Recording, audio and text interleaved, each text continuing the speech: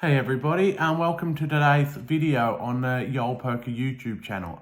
Today we're actually going to talk about something that a lot of people won't want to talk about in poker, but if you do play poker for a long period of time, this is definitely something that's going to happen to you.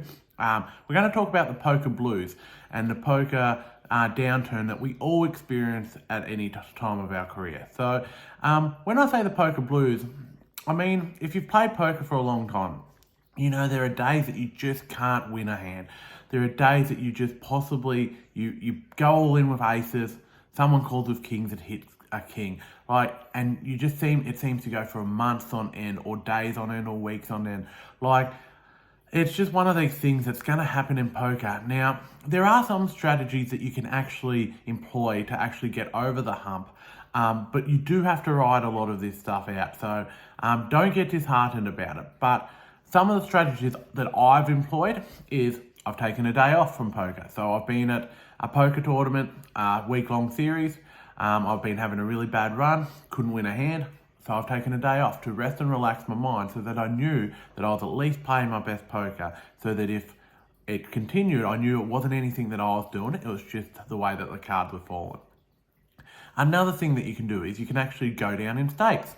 Again, another thing that I've done. So if you're playing a lot of cash game poker, instead of playing, say, 2-5 or 5-10 games, you drop down to 2-3s or 1-3s or even 1-2s if you have to. That can be a good strategy to employ because you do limit your downside. So you limit how much you're actually willing to lose and how much you're going to lose in your downswing. But then once you start to feel good about poker, once the cards start to seem hitting you again, you can start going back up. It also protects your bankroll. So another video that I've done was bankroll with your poker, and it's a really important thing to realize that when you do have these downswings, you are going to smash through that bankroll really quickly because you're not going to be feeling the greatest. So sometimes you will go on tilt, or sometimes you will try and chase losses, and you can't do that. You really can't. So what you need to do is you need to acknowledge that you're having a downswing. Now, sometimes these downswings can last a week, sometimes they can last a month, sometimes they can last 6 months. There are stories of it lasting 12 months. You just seem to not be able to win a hand. And that's really the most important thing to do. You really need to acknowledge when it's happening to you, it's going to happen to you, and you need to get through it. So as I said, strategies, there's a few different strategies. Another good strategy is to stop playing for a week or two. Now, obviously, if you're professional, you can't do that.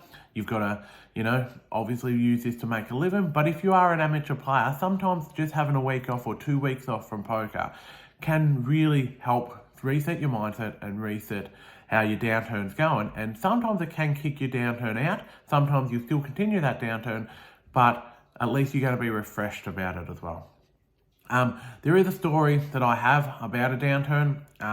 A person that I know, obviously having a really bad run, kept getting rivered, kept getting he'd have 2 pair, someone have a higher 2 pair, just having a real bad run. Now, the advice that I gave him was that he needed to take some time off. He did take a little bit of time off, and it started to turn back around for him. But he did have a long period of time where he was in a downturn. So we've just got to acknowledge this kind of stuff. If you do play poker, the odds are always going to come out in your favor if you're playing correct poker. But you've just got to understand that sometimes you don't play correctly if you're on a downturn. So you really have to really be aware of that. So maybe if anybody has any stories about some downturns, share it in the comments. Also, if you do need any advice on any kind of poker stuff, feel free to send me a comment. I'll talk to you directly. I'll give you a shout out at the next video. Thank you again for all subscribing. If you haven't subscribed, please like and subscribe to my videos. We're going to keep doing these videos. It's just an educational way to teach people how to play poker and the little things that you're going to actually find in poker that people don't think about. So thank you again, and I shall talk to you next time.